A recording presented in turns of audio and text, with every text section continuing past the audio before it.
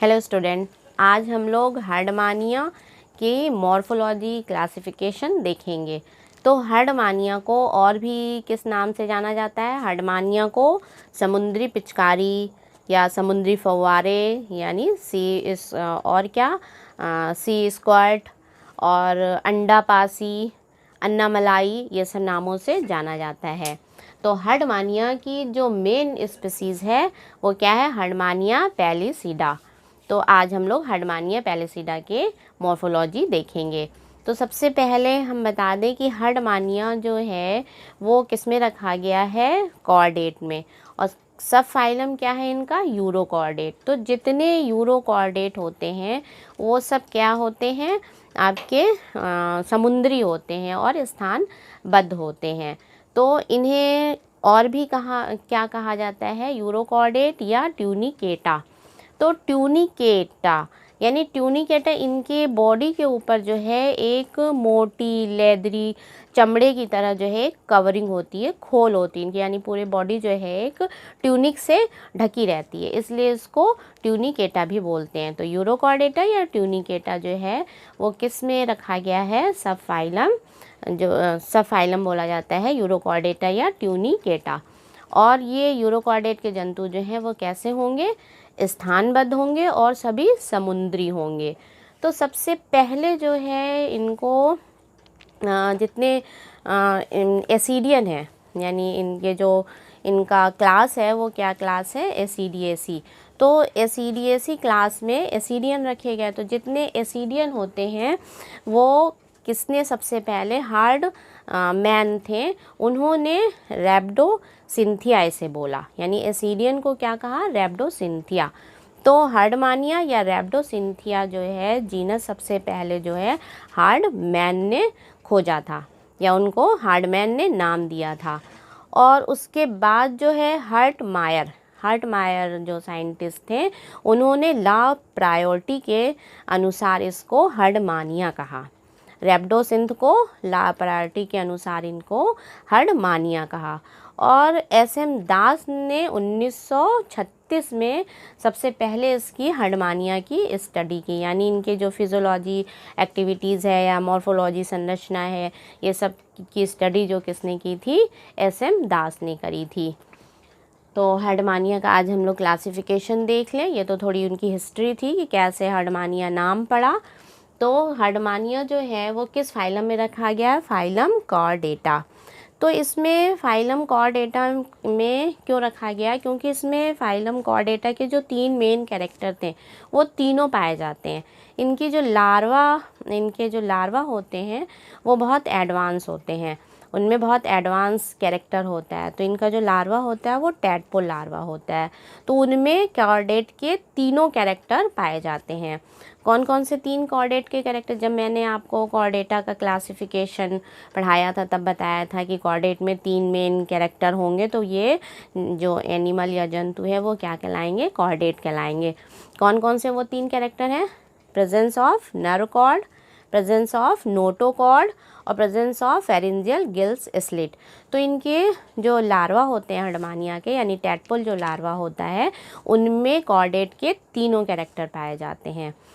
और ऐसे भी ये यूरोकॉर्डेटा सब फाइलम में रखा गया है। तो यूरो मीन्स होता है टेल, और कॉर्ड मीन्स होता है रज्जू, यानी इनके टेल में जो है नोटोकॉर्ड और नर्व कॉर्ड टेल रीजन तक ही प्रेजेंट होती है।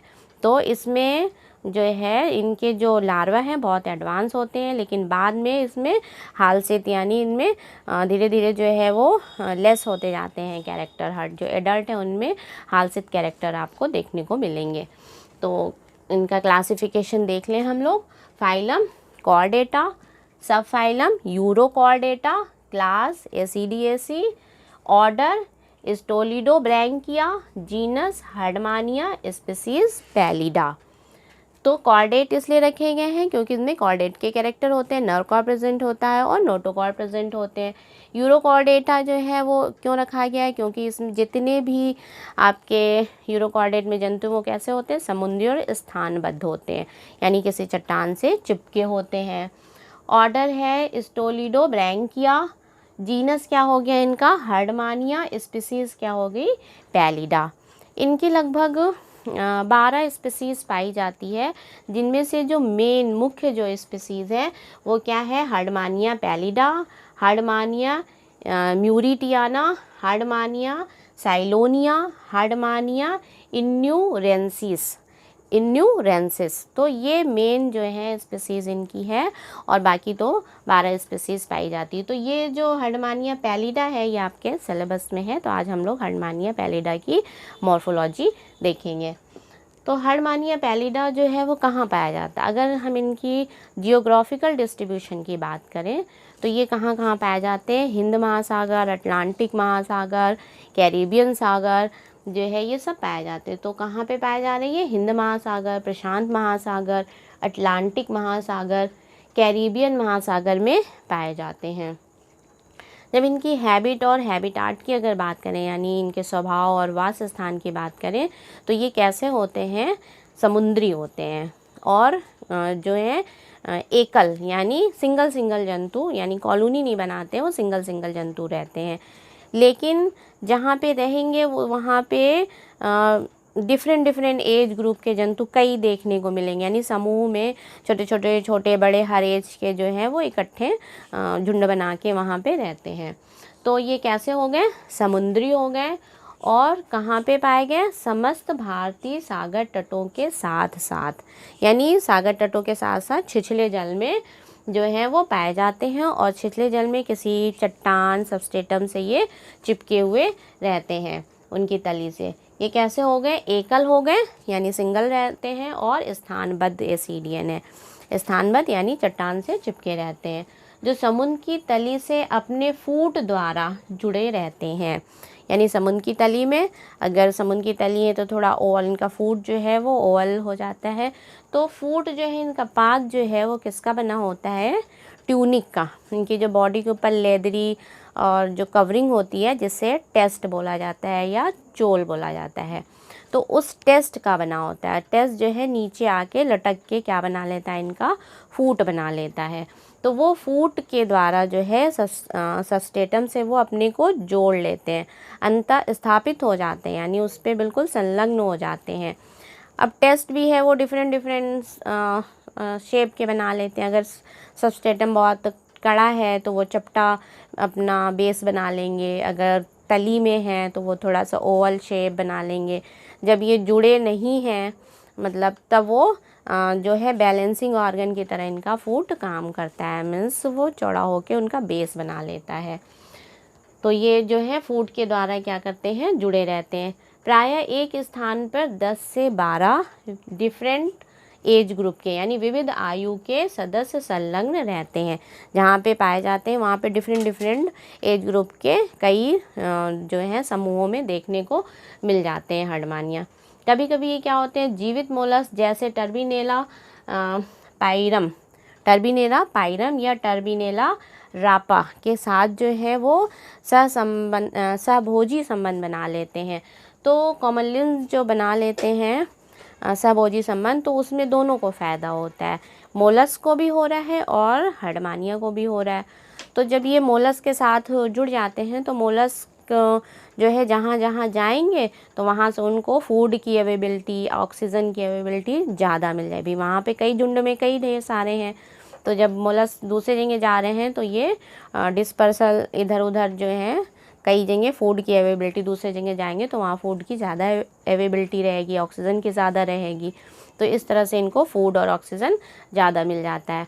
और मोलस्क को बदले में क्या मिलता है, हर्डमानिया के जो स्पिक्यूल्स होते हैं उसमें वो जो है अनप्लीजेंट स्मेल, यानी अप्रिय गंध उसमें से आती है, तो जिससे मोलस्क जो है वो शत्रुओं से बचा रहता है, यानी वो शत्रुओं से बचाने का काम करते हैं। हर्डमानिया जो है मोलस्क को शत्रुओं से बचाते हैं, तो दोनों को फ़ायदा रहता है, इसलिए ये सहभोजी जो है सहभोजी के साथ संबंध बना लेते हैं। इनके टेस्ट में जो बॉडी के ऊपर टेस्ट था या ट्यूनिक था, वो उसमें बहुत बड़ी संख्या में जो है जीव वास करते हैं या रहते हैं। उनमें जो टेस्ट में है वो जो उनकी बॉडी के ऊपर टेस्ट है या चोल है, उस पर बहुत ढेर सारे कवक, mollusc, algae, fungi, diatoms ये सब आके उसमें चिपक जाते हैं। कभी कभी तो शैवाल जो है, एक समुद्री शैवाल है, वो इतना ज़्यादा उसके ऊपर ग्रो कर जाता है कि पूरा हर्डमानिया ही वो ढक जाता है, पूरी उसकी बॉडी को ही ढक लेता है। तो बहुत इनकी जो टेस्ट है उस पर बहुत सी संख्या में जीव जो है वो निवास करते हैं या रहते हैं। जैसे कौन कौन से जीव हो सकते हैं? Gastropoda, mollusc, diatoms, algae, sea anemone, चपटे कृमि यानी वॉर्म, क्रुस्टेशियन आदि, ये सब उनके टेस्ट में चिपके रहते हैं या उसी पे रहते हैं। अब ये कैसा होता है, स्वभाव से कैसा होता है? सीलियरी फीडर है, यानी ये कैसे जो भोजन करता है वो कैसा है? सीलियरी फीडर है और माइक्रोफेगस है। तो छोटे छोटे जंतुओं, माइक्रोस्कोपिक जंतुओं या आपके पौधों को ये खाता है। और क्या होता है इनका? ये उभयलिंगी है, यानी हर्माफ्रोडाइट है। इसमें मेल और फीमेल जो है वो सेपरेट नहीं होते, मेल फीमेल एक ही ऑर्गन में होंगे, यानी ओवरी टेस्टिस एक ही ऑर्गन में होंगे और ये गैमीट को पानी में छोड़ेंगे। तो गैमीट को जब पानी में छोड़ रहे हैं तो इसमें एक्सटर्नल फर्टिलाइजेशन होगा, यानी बॉडी के बाहर समुद्र में फर्टिलाइजेशन होगा और जिससे जो डेवलपमेंट इनका हो रहा है वो कैसा हो रहा है? इनडायरेक्ट डेवलपमेंट हो रहा है। यानी इनडायरेक्ट डेवलपमेंट हो रहा है, यानी इसमें टैडपोल लार्वा बन रहा है और उस टैडपोल लार्वा में रिट्रोग्रेसिव मेटामॉर्फोसिस होती है, यानी प्रतिगामी कायांतरण होता है, जिससे वो एडल्ट में कन्वर्ट हो जाता है, मीन्स एडल्ट बनते हैं। तो लार्वा में कैसा रिट्रोग्रेसिव मेटामॉर्फोसिस दिखाते हैं, शो करते हैं और उससे वो एडल्ट बन जाते हैं। अब इनकी शेप और साइज़ की बात करें तो ये कितना बड़ा होता है? इनका शरीर जो है वो कैसा होता है? आयताकार, यानी रेक्टेंगुलर होता है और थैले जैसा या बटुए जैसा या आलू की तरह आप देखेंगे तो दिखाई देता है। तो शरीर कैसा हो गया? आयताकार होता है। संपूर्ण जंतु जो है वो कैसा दिखाई देगा? थैले के समान, बटुए के समान या आलू की तरह होता है। और ये लगभग कितने बड़े होते हैं? ये लगभग 9.5 सेंटीमीटर लंबे, 7 सेंटीमीटर चौड़े और 4 सेंटीमीटर मोटे होते हैं। अब इनकी जो साइज़ है वो एज के साथ साथ जो है वो बढ़ती जाती है। कभी कभी तो जो अधिक एज के हैं वो 13 सेंटीमीटर लंबे, 8 सेंटीमीटर चौड़े और 4.5 सेंटीमीटर मोटे जंतु भी पाए जाते हैं। कलर इनका कैसा होता है? तो जो प्रिजर्व एनिमल होता है, यानी लैब वगैरह में जो आपने देखा होगा, स्पॉटिंग में भी आपने देखा है, तो जो प्रिजर्व एनिमल है वो कैसे होंगे?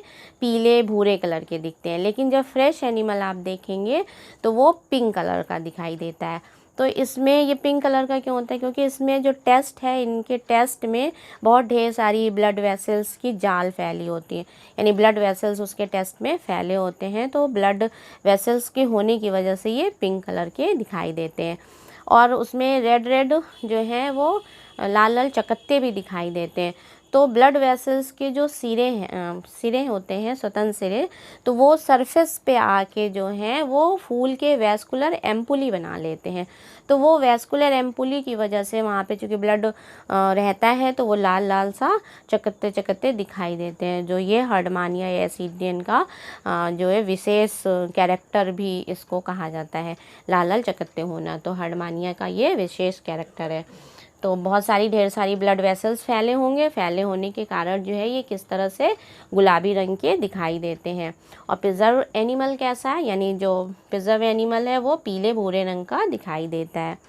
अब इनकी बॉडी जो है, पूरी बॉडी किससे ढकी होती है? टेस्ट से, यानी चोल से ढकी होती है और 2 भागों में बटी होती है। एक क्या हो गया? बॉडी प्रॉपर, और दूसरा क्या हो गया? फूट। यानी जो पूरी बॉडी है वो 2 पार्ट में बटी है, एक प्रॉपर बॉडी और दूसरा फूट में हो गया। तो जो बॉडी है वो कितनी बड़ी होती है? जो बॉडी प्रॉपर है, जो मुख्य शरीर है इनका, वो फूट से अधिक लंबा होता है और चौड़ा होता है। इनका जो स्वतंत्र सिरे होते हैं इनके, यानी फूट दोनों बॉडी के जो स्वतंत्र सिरे होते हैं उन पे 2 बेलनाकार जो है वो छोटे छोटे टीट की तरह से साइफन दिखाई देते हैं। तो इनके स्वतंत्र सिरे पे 2 साइफन जो हैं वहाँ पे लगे रहते हैं, बेलनाकार साइफन होते हैं उभार होता है, जिसे उभार को ही साइफन बोला जाता है। तो इनमें जो एक ब्रैंकियल साइफन है, एक साइड क्या होता है ब्रैंकियल साइफन होता है, दूसरे साइड क्या होता है एट्रियल साइफन होता है। तो ब्रैंकियल साइफन से जितने वाटर या फूड मटेरियल वो सब ब्रैंकियल साइफन से बॉडी में इंटर करता है, और एट्रियल साइफन से अनडाइजेस्ट मटेरियल या जितने नाइट्रोजनस वेस्ट हैं या गैमीट हैं, कार्बन डाइऑक्साइड है, ये सब जो है एट्रियल साइफन से दूर फेंका जाता है। तो इसे जो है ये बॉडी को अपने एकाएक जो है संकुचित कर लेता है, एकाएक सुकोड़ लेता है, जिससे ये दोनों साइफन से पानी की एक बिल्कुल जेट धारा जैसे दूर फेंकता है, इसीलिए इसको समुद्री पिचकारी या समुद्री फव्वारा बोलते हैं।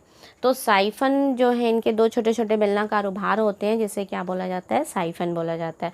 तो उसमें से जो ब्रैंकियल साइफन है या ओरल साइफन, उसमें क्या होता है इनका माउथ होता है। तो ब्रैंकियल साइफन जो है वो अपेक्षाकृत कैसा छोटा होता है और लगभग 1 सेंटीमीटर लंबा होता है, और उनमें ब्रैंकियल साइफन में एक छिद्र पाया जाता है, ओपनिंग होती है, जिसे क्या बोलते हैं ब्रैंकियल अपार्चर।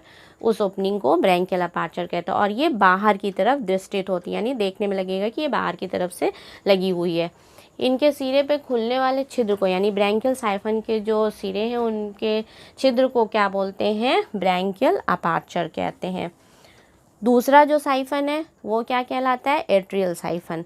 तो एट्रियल साइफन या क्लोएका साइफन जो है, क्लोएकल साइफन, ये अपेक्षाकृत ब्रैंकियल साइफन से बड़ा होता है, यानी ये कितना, जो ब्रैंकियल साइफन था वो आपका 1 सेंटीमीटर लंबा था, ये 1.5 सेंटीमीटर लंबा होता है। इसमें एट्रियल अपार्चर होता है, इसमें जो छिद्र होता है ओपनिंग होती है उसको क्या बोलते हैं एट्रियल अपार्चर बोलते हैं। प्रत्येक जो छिद्र है अपार्चर है या ओपनिंग है दोनों की, यानी ब्रैंकियल और एट्रियल ब्रैंकियल अपार्चर या एट्रियल अपार्चर, उनके चारों ओर 4 लिप होते हैं, यानी जो छिद्र है वो लोब्ड, 4 लोब्ड से घिरे रहते हैं।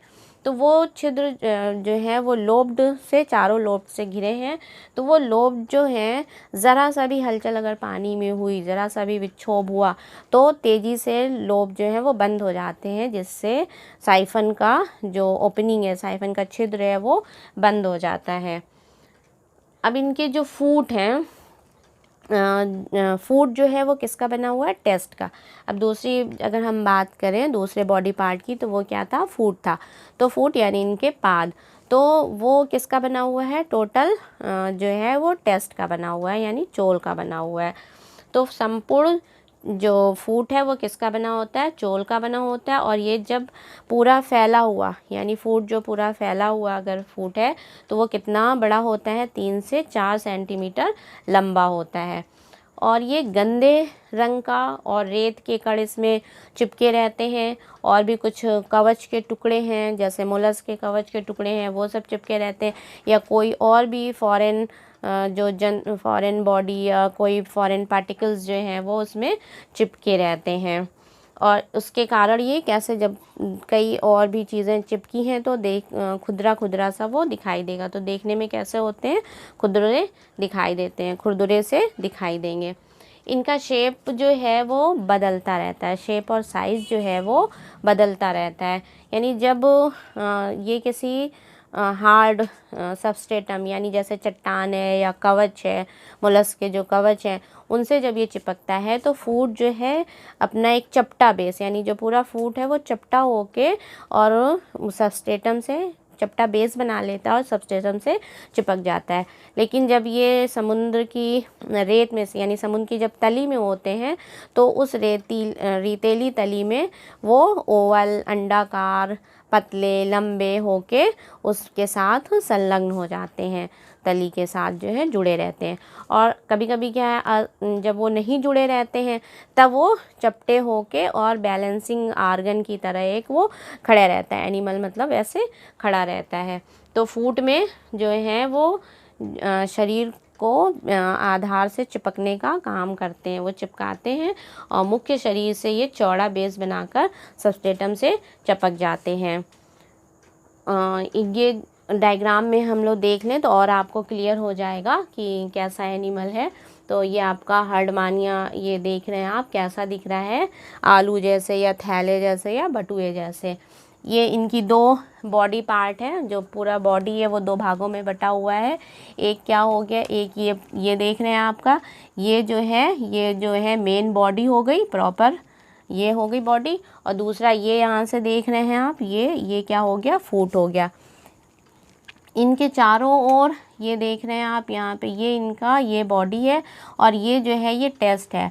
तो ये बॉडी जो है वो टेस्ट से घिरी हुई है। ये हिस्सा जो आप देख रहे हैं ये पूरा इसके ऊपर टेस्ट है। तो ये बॉडी जो है वो किससे घिरी हुई है, टेस्ट से घिरी हुई है, जिसे चोल बोलते हैं। इनके स्वतंत्र सिरे पे जो है ये दो साइफन, ये बेलनाकार ये जो भार है ये क्या है, साइफन है। तो ये ब्रैंकियल साइफन है और ये एट्रियल साइफन है। तो ब्रैंकियल साइफन से जो वाटर है या फूड मटेरियल है वो सब ब्रैंकियल साइफन से अंदर बॉडी में आएगा। ये यहाँ ये ब्रैंकियल साइफन हो गया। ब्रैंकियल साइफन में ये ओपनिंग है, तो ये ओपनिंग क्या कहलाती है, ब्रैंकियल अपार्चर। और ये 4 लोब, ये देख रहे हैं आप, ये 4 लोब से घिरी हुई है, जो ओपनिंग है वो 4 लोब से घिरी हुई है। इसी तरह एट्रियल साइफन में, ये एट्रियल साइफन हो गया ये उभार, और ये जो इसकी ओपनिंग है वो क्या कहलाई, एट्रियल अपार्चर कहलाई। इसमें भी 4 लोब से एट्रियल ओपनिंग भी या एट्रियल अपार्चर भी 4 लोब से घिरा होता है। और ज़रा सा भी हलचल अगर पानी में हुआ, कोई विक्षोभ हुआ, तो ये जो लोब है या लिप है ये बंद हो जाते हैं। और कभी कभी क्या होता है, ये जो बॉडी है ये अपनी बॉडी को, क्योंकि इसमें बहुत सारी नर्व्स फैली हुई हैं, नर्व्स तंत्रिकाएँ जो इनके टेस्ट में चोल में फैली हुई हैं, तो अपनी बॉडी को वो कस के सिकोड़ता है, संकुचित करता है, जिससे वो दोनों साइफनों से एक बिल्कुल जेट की वाटर की जेट यानी पानी की धारा बहुत दूर जाके गिरती है। ये हिस्सा फूट ये सब आप देख रहे हैं, ये हिस्सा क्या कहलाता है, फूट कहलाता है। तो ये कितना है, जब पूरा फैला हुआ फूट है तो ये 3 से 4 सेंटीमीटर होता है। और इनकी लंबाई क्या है, 9.5 सेंटीमीटर लंबी। और ये चौड़ाई कितनी है इनकी, 7 सेंटीमीटर। और जो मोटाई होती है, ये बॉडी की जो मोटाई है वो कितनी है, 4 सेंटीमीटर है। फूट की लंबाई कितनी होगी, 3 से 4 सेंटीमीटर हो गई। और इसमें ये सब आप देख रहे हैं, ये सब क्या है, फॉरेन पार्टिकल्स इसमें चिपके रहते हैं। तो ये तो था हर्डमानिया के बारे में। Thank you.